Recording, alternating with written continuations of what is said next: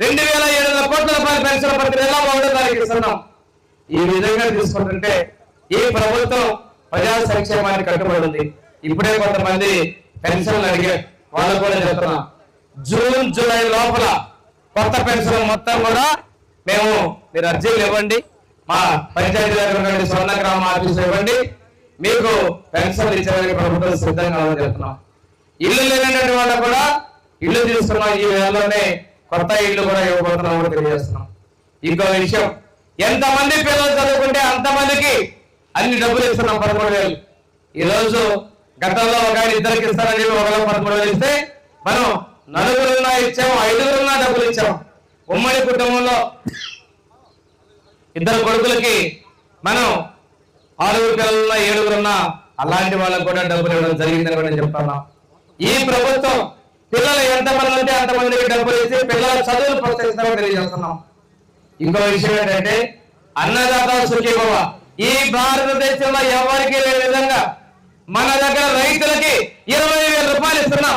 మొదటి విడత 7,000, రెండో విడత 7,000, మూడో విడత 6,000, మొత్తం ఇప్పటికే 25,000 రూపాయలు ప్రతి రైతు అకౌంట్ కి జమ చేయడం జరిగింది. అదేవిధంగా ఆటోలకి, ఆటో డ్రైవర్ల సేవలు చెప్పి సంవత్సరానికి 15,000 రూపాయలు ఇవ్వడం జరిగింది. ప్రభుత్వం వచ్చిన తర్వాత ఉద్యోగాలు కూడా టీచర్ పోస్టులకి 6,000 ఇచ్చాం, కానిస్టేబుల్ ఉద్యోగాలు 6,000 ఇచ్చాం. అంతేకాకుండా ఇప్పుడు రాష్ట్రంలో పెట్టుబడులు పెట్టడం ద్వారా దాదాపుగా 16 లక్షల ఉద్యోగాలకు అవకాశాలు కల్పించడం జరిగిందని కూడా తెలియజేస్తున్నాం. నెల్లూరు జిల్లాకు పోయిన రామాయపట్నం మన ప్రాంతాల్లో కలపడం ద్వారా, రామాయపట్నంలో జరిగిన పరిశ్రమ ద్వారా మన ప్రాంతంలో చదువుకున్నటువంటి విద్యార్థులకు ఉద్యోగాలు కల్పించడానికి కూడా ప్రభుత్వం చర్యలు తీసుకుని మేము తెలియజేస్తున్నాం. ఈ రోజు పొదలూరు నుంచి చెరుకులు వచ్చే రోడ్డు కూడా 5 లక్షల రూపాయలు ఈ సంక్షేమాన్ని మనం తీసుకెళ్తా ఉన్నాం. ఇది ప్రజలు లేని విధంగా మన ప్రభుత్వం ప్రజల సంక్షేమానికి కట్టుబడి ఉంది, రైతుల సంక్షేమానికి కట్టుబడి ఉంది. కందుకొని పోతే మీకు అన్నా క్యాంటీన్లో భోజనం 5 ఏళ్లలో పక్కన పడేశారు, మళ్ళీ తిరిగి తెరిపించారు.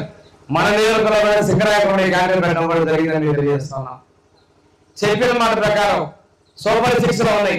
ఇంటింటికి 3 గ్యాస్ సిలిండర్లు ఉచితంగా ఇస్తామని చెప్పడం జరిగింది.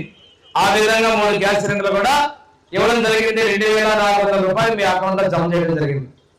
ఈ రోజు ఇంకొకటే చెప్తున్నారు ముఖ్యమంత్రి గారు, నిన్ననే క్యాబినెట్ లో కూడా చెప్పారు, పిల్లలు కూడా 3వ కాన్పేరణ కంటే వాళ్ళకి 25,000 రూపాయలు అప్పుడే హాస్పిటల్ ఇచ్చేదానికి కూడా ప్రభుత్వం నిర్ణయం చేసింది. 3 పిల్లలంటే ఇంకొక గ్యాస్ సిలిండర్, 4వ సిలిండర్ కూడా ఇచ్చేదానికి ముఖ్యమంత్రి గారు ప్రణాళికలు సిద్ధం చేస్తా ఉన్నారు. అంటే కుటుంబానికి సభ్యులు భారంగా కూడదు, ఇంటికి కూడా అదనంగా ఇంకొక దెబ్బలు ఎక్కువగా ఇచ్చేదానికి కూడా ప్రణాళికలు చేస్తా ఉన్నారు. ఈరోజు ప్రతిదీ కూడా సూక్ష్మ స్థాయిలో పరిశీలన చేసేటువంటి ముఖ్యమంత్రి, వారికి అన్ని విధాలా నీ వెనక నేనున్నానని చెప్పు వస్తూ ముందుకు వచ్చిన రామలక్ష్మణ్ లాగా ఉన్నటువంటి మన ఉప ముఖ్యమంత్రి పవన్ కళ్యాణ్ గారు ప్రతిదీ కూడా మనం చెప్పిందని చేద్దామని పేదరికం లేని సమాజం కోసం మీరు పాల్పడడంలో, ఈ రాష్ట్ర అభివృద్ధిలో మేము ఉన్నామని చెప్పి ముందుకు వస్తా ఉన్నారు.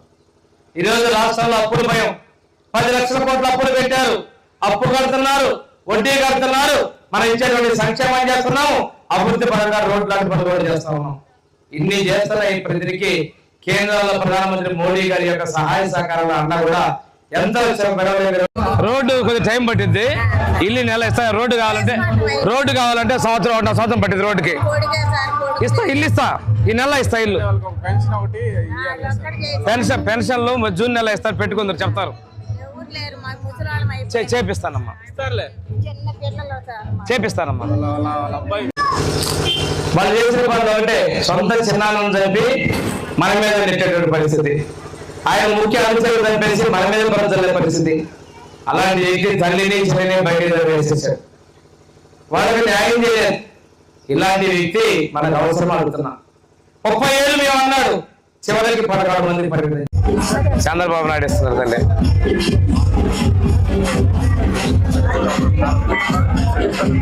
గుర్తుపెట్టుకోండి చంద్రబాబు నాయుడిని. ఏం చదువుతున్నారు పిల్లలు మీరు? ఎక్కడ?